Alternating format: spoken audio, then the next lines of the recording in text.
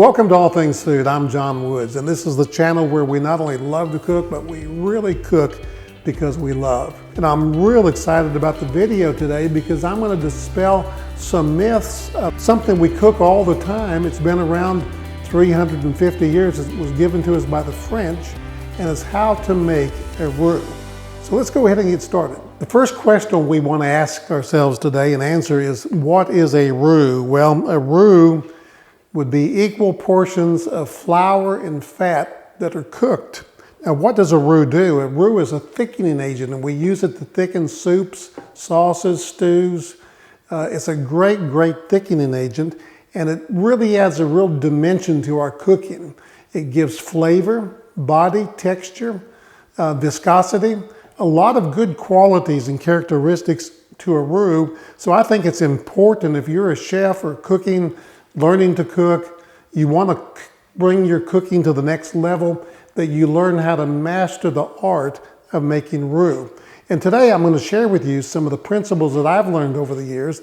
And it's not going to be an all-inclusive video. There's so much to learn, so much to say about a roux, but I'm going to kind of hit on the high spots. I suggest that you take notes, watch the video through entirely one time, and then come back and watch it segment by segment. And then even as you're cooking the roux, you can go from one stage to the next. So let's go ahead and start on the roux. What are the ingredients of a roux? And this is where a lot of confusion comes in, and we're going to talk about that in a little detail today. But the ingredients are always a flour. That's an all-purpose flour, bleached or unbleached flour. Whether it's bleached or unbleached, it doesn't really matter. When I do a white or blonde roux, I like to use the unbleached flour. So you have a flour, and then you have a fat. For the purpose of our video today, we're going to use a vegetable oil because it doesn't really transfer flavors. And it's just a real good neutral oil to use or fat to use. And a lot of people will use this until they get more advanced in making roux. So you have your flour and you have your fat. Now here's where a lot of the confusion comes in, because if you go with me to the grocery store and you go to the flour baking section, you're going to see 20 varieties of flour. But the point is, not all of those flours are going to make a good roux. So you need to understand which flour to use for the kind of roux you're making. Now, I like using all-purpose flour. It's just a safe bet, but a really good flour to use because it's high in protein and starch would be a cake flour. It has a lot of thickening power. Now let's walk over to the fat aisle where all the fats are. And again, it's a little confusing because there's so many fats over there. I mean, it's just the list goes on and on and on. And all of those fats can be used for making a roux, but not all of those fats will make a good roux. Again, this is very neutral. I like using clarified butter or butter, duck fat, bacon fat. It all depends on what I'm cooking. So what are the ingredients? Flour and fat. What about the ratio? And this again is where a lot of confusion is that people have. Again, I'm using all-purpose flour and vegetable oil, so that's going to be our point of reference here. Almost 99% of the videos that you watch on YouTube or the teaching and instruction that you have will tell you to use an equal part of flour to fat. In other words, 1 cup of flour to 1 cup of fat. Well, I'm take a challenge to that, and that's correct. You use equal portions, but it's not by volume, but it's by weight. To make the very best consistent roux, whatever you're using, whatever kind of oil, fat you're using or flour you're using, it's always better to weigh it out with a scale and use the same portion of flour to fat.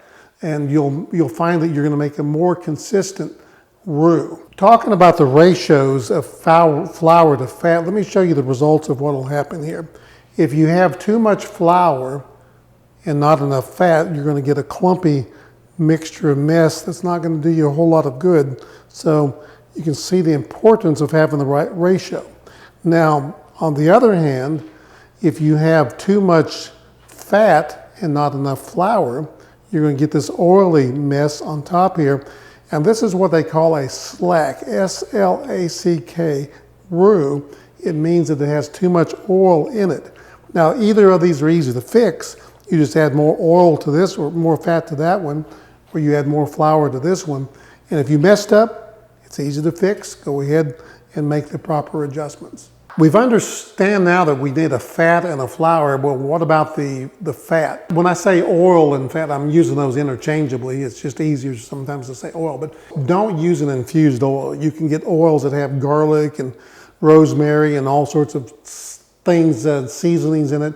These infused oils, never use those to make a roux. That would not be a good idea. Then use an oil or a fat that has a high smoke point. I like something that has a very high smoke point. Clarified butter, I think it's like 450 degrees. Avocado oils up 550.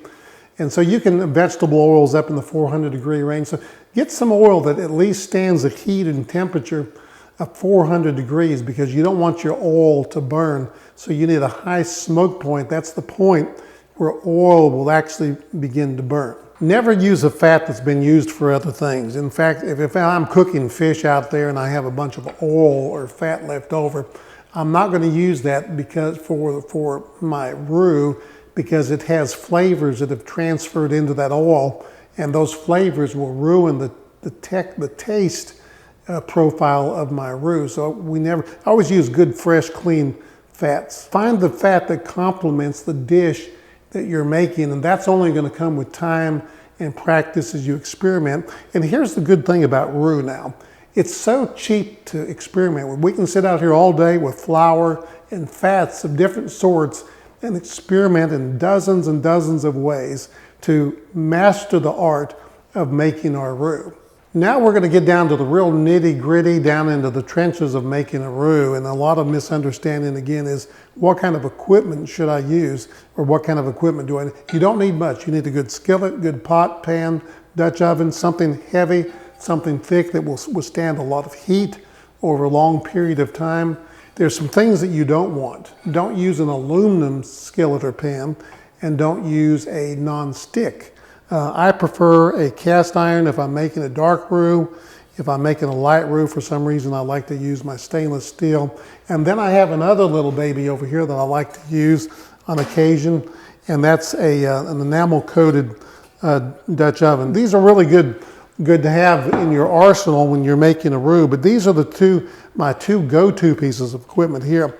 What about the spoons? You know, a lot of people don't give thought to spoons. Wooden spoons, I think, are the best. They're very durable. They stand a lot of heat, and that one's made a lot of roux right there.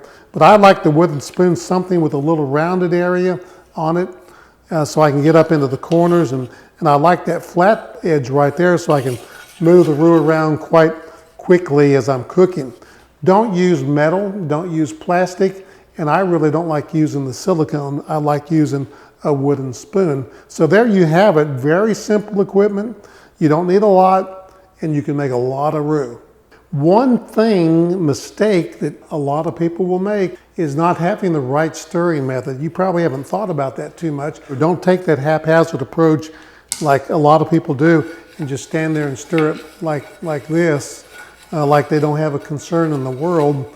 I like a method, and I will show this a little later in the video when I actually cook some roux, but it's what I call the figure eight. And I'll do a figure eight just like this throughout the pan, moving big figure eight, not a little tiny figure eight, the big figure eight. I'll do that figure eight about 10 or 12 times, and then I'll take that spoon and I'll go around the entire perimeter of the pan, getting that spoon down on the edges and on the side, and then I'll start my figure eight again. I think you need to develop a good, consistent stirring method if you want to make a good, consistent roux. The next mistake that I often see is not controlling the heat, and this is so important. But if you have a gas stove, electric stove, you need to learn to control that heat. We talk about high heat, medium heat, those are all relative terms. I don't really relate to that too much. I just like to watch it because my medium heat's not your medium heat, et cetera, et cetera. So I just watch the heat because remember in cooking, this cooking or any kind of cooking, control of the heat is very essential to everything we do, especially when we make a roux. Now you can get it too high or you can get it too low. If it's too high, if you're not experienced at cooking roux, you're going to burn it. If you get it too low, you're going to stand there for a long time trying to cook the roux. So just practice controlling that heat up and down and watching your roux and controlling it as you need to. Very important. All right, I hope you're learning something. If you learned one thing about making roux, just hit that like button, subscribe button. I'm having fun because this is a great subject that I think is really, really important to my viewers, and I'm glad to bring it to you today. So the next thing we need to know, and again, a misunderstanding, or not a misunderstanding, but a lack of knowledge, and this is important, is understanding the idiosyncrasies of roux. Roux has its own characteristics, its own personality, so to speak, and it's important that we understand what those idiosyncrasies are, how roux responds in different situations. You cooked a blonde roux or you've cooked a white roux. That roux, even though you've cooked it, needs to cook out in your sauce or soup another 20 minutes at the minimum or more to get that floury taste out of it. So understand that it's idiosyncrasy there. That's not critical when you do a dark roux or a brown roux because you've already cooked all that flour out of it. Another thing is this: if you're cooking a sauce and you're going to add an acid to it, like lemon juice or vinegar or anything acidic, always add that on the back end of the cooking and not on the front end. Because if you add it on the front end, it's going to thin down. It has a negative effect on the roux, and it lessens its thickening power, and so it doesn't it'll thin your sauce down and do exactly the opposite of what you want it to do. But if you do it on the back end of the cooking of that, whatever the dish that is, it'll be just perfectly fine. Each roux has its own thickening power. This is important. The lighter the roux, blonde roux, white roux, the lighter the roux, the more thickening power it has, but the less flavor. The darker the roux, you get into the roux blanc, the brown roux, the dark roux, the less thickening power it has. So it means you have to use more roux to thicken the same volume of liquid. That's very important to know that. Here's the biggest deadly mistake that I see people making with roux, and that's not knowing how to properly incorporate their roux into their liquid. So here we have a roux. That's a white roux, and here we have a liquid, okay? So we've made a perfectly great roux. We have a perfectly good liquid over here, whatever it is, broth or whatever we're doing for a gumbo, and we're ready to incorporate the two together. Mistake one is people will often make a cool roux and try to add it to a cool liquid. See, that's a cool liquid. It would clump up, it wouldn't thicken because you need the heat to activate the granules in the starch, and it's just going to be a clumpy, messy roux, and you're going to ruin everything that you've already accomplished. Now we're going to change the scenario just a little bit. We have our liquid over here that's very, very hot. Pretend this is our gumbo. We've worked hard to get to this point. We've made our roux, and pretend this is a very hot roux just out of the skillet. So what do? A lot of times we'll take that hot roux and we'll stick it over here in this little hot liquid, and what happens? It becomes frothy, foamy, it ruins the whole mess. We don't want to do that. So what do? We cool this down. Cool it down to about room temperature, just get a lot of the heat off of it, and then we're going to take it and slowly whisk it into this, bring it up to the boil, and then let it thicken, do its thing. Those starch granules are going to start releasing and doing what they're designed to do, and we're going to have a nice, good, thick gumbo. So we don't want to add hot to hot. We want to add a cool to a hot. Let's crank up the heat. We're going to make some roux here, and I'm going to go ahead and turn my burner on. One thing I forgot to tell you, when you're making a roux, always have that mitten to put on the end of your pot because you don't want to touch something very hot. I'm going to use this stainless steel because it'll help you see things a little better, even though I typically like to use my cast iron most of the time. We're going to heat this up. We're going to put our fat in here. This is my vegetable oil. That is the 1 cup ratio that I told you about. A lot of people like to go ahead and just mix it together cold and then start heating it up. I've done both. It works either way, but I'm more traditional. We're heating up our little fat here. I'm going to take a little bit of flour and look for that little sizzle, there we go. This is about the only time I'll ever use a whisk, is just when I get it started. Remember, this is a cup and a half roughly of flour in weight to equal the weight of that vegetable oil. This is going to take about 3 to 5 minutes depending on the heat. That white roux we use for usually bechamel sauces. You can make roux well in advance. It's going to store in containers on your shelf, and I keep back here behind me. You'll look, if we looked back there, you'll see containers of roux of different shades, and you can cool the roux down and put it in those little containers, and you'll have little cubes of roux you could pull out of the freezer at any time, let them thaw, and voila, you've got instant roux right there, and you don't have all this fuss. So when I make roux, I'll usually make it up all at one time. I may just have what I call a roux day, where that's all I'm going to do is make roux for the first 3 or 4 hours of the day. When you finish cooking your roux, you take it off the stove. That doesn't mean you stop stirring.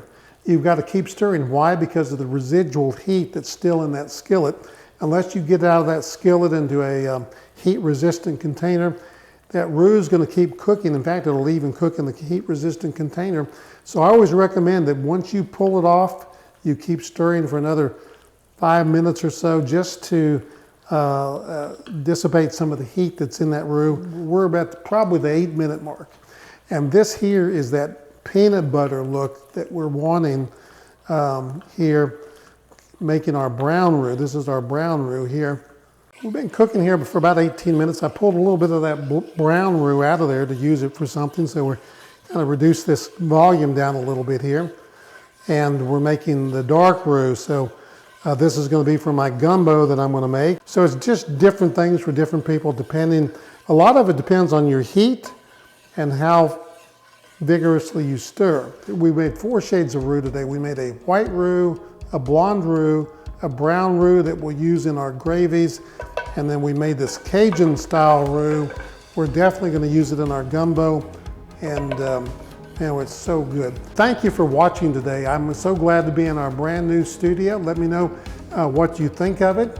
If you liked anything today, hit the like button. If you haven't subscribed already, I bring you recipes and pointers like this every single week. And hit that subscribe button. Tell all your friends. But above everything, if you don't do those things, cook to love. See you next time.